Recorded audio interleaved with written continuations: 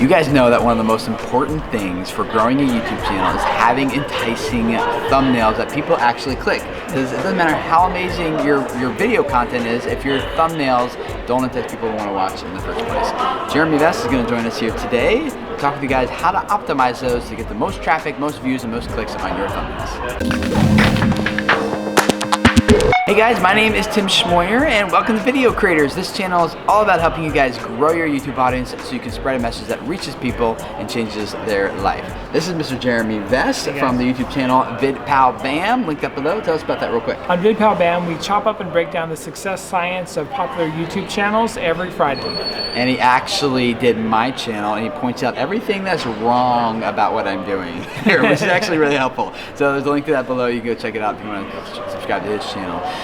But this is one of the guys a few years ago, he gave me some good tips for thumbnails that I have been following and using ever since then. And I want him to share some of those things with you guys here today. So what should they know? Well, first off, most people don't realize that the right-hand side suggested video area is the most organically clicked area for most channels. So having very good optimized thumbnails is really important, and it actually could be the most important optimization piece of your channel. The biggest thing when it shrinks down really small, saturated colors, so you need to really pump up the colors, the shadows, midtones, and highlights, exaggerate them by 20 or 30% so that when you shrink them down, it still pops. And you want to make sure that your thumbnails pop in color more than the competitors, so that someone has a reason to click on them. Another thing is when you scale down these videos in something like Photoshop, you're going to lose a lot of sharpness. So I actually increase the sharpness. It looks weird at a full-size thumbnail, right? But it looks really crisp and the colors are saturated. Another thing is the eyes really are subconsciously the window to the soul, and it's the way a lot of people connect with another human. And if you have a face, you probably want to make an extreme close-up so people can really see the eye, so they subconsciously connect with that thumbnail. And if you don't have a face, there's something weird about you. Another thing is you want to show as much action as you can. If it's just a person, maybe they're running or maybe there's something behind them, or maybe it's the most exciting part of the video there, you definitely want to show as much action as possible. It has to be like that enticing part of the story, where people are like, ooh, what happens next? Or that looks like something is about to happen. Or, it's like, it teases a story. Or if you're doing content like Jeremy and I do, where we're just sitting down talking with you guys, you still want to make it look like there's some sort of action, it's a better still frame for a thumbnail than just, right? So, but make it look like you're talking like this or something, and then put other graphics around to complement the title so that people know oh, this is a video about thumbnails, right? Yeah, and Tim does a great job with having other elements of color and pop and text sometimes. You just need to make sure that you realize they're looking at a static image to see if they're going to select your video or not. So you want to make sure that you tell a story as much as possible in a single image. One of the things that I also do, because on my family's channel, is a high mobile audience. 97% of our viewers on that channel are watching on either a phone or a tablet. So because of the smaller screen size, it's important that your thumbnails look really good when they're really small.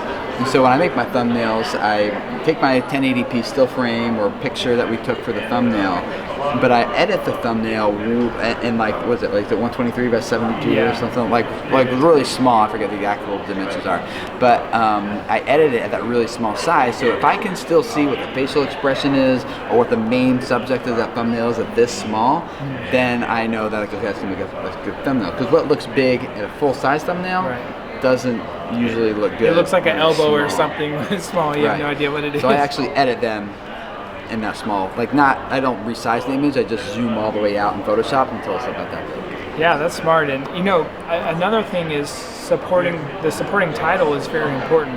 My favorite thumbnail of all time is from Vsauce, and it's literally just a yellow box. And the title is "This is not yellow." So the combination between the title and the intrigue of the thumbnail makes it phenomenal. So don't forget to have what the video is about, but also give someone a reason to actually click. Another idea is to have what we call branded thumbnails, or having the same color, logo, or visual scheme on each thumbnail you have. What this does is it creates a pattern. So if you have 2, 3, 4, maybe even 6 or 7 thumbnails on the suggested videos on the right hand side, our brain loves patterns, and it'll actually start popping out visually in our mind, and your videos will stand out above the crowd. We did this for Gillette and some other brands, and it increased their suggested videos by a lot, by 20, 30, 40%. How about text on thumbnails? A lot of people are like, especially when they repeat the title of the video as text on the thumbnail, yay or nay?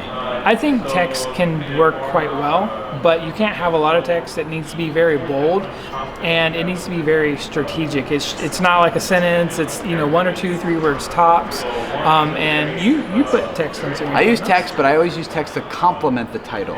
I don't put text to repeat the title. That's pointless. Yeah, I would never.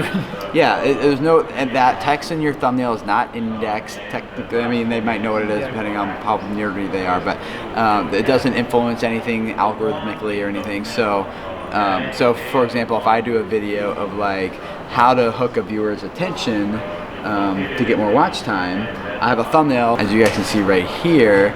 I'm using text on the thumbnail, but it's just like, oh, I'm so hooked, and it complements the title in some way. And I have plenty of other examples on that here, so on this channel. Now, there is a difference, I feel like, between text on like an entertainment channel, where you're doing like storytelling of some kind. Like those tend to work better from what I've seen, just with no text, a really good, clear visual, or whatever the story that's being teased in the title is, as opposed to using text. Usually, typically, from what I've seen, it works better on like more educational type of content, like how-to, tutorial, DIY, stuff like that, like I'm doing here on this channel. Jeremy and I are looking forward to learning from you guys, because we know that you have a lot of experience in this as well. So comment down there, let us learn from you, share your best tips that you found that really help you make really extremely enticing and effective thumbnails. And the rest of you guys, read what other people are commenting with down there. You're gonna learn a lot from them. You can also find links to Jeremy's channel in the description below, VidPalBam.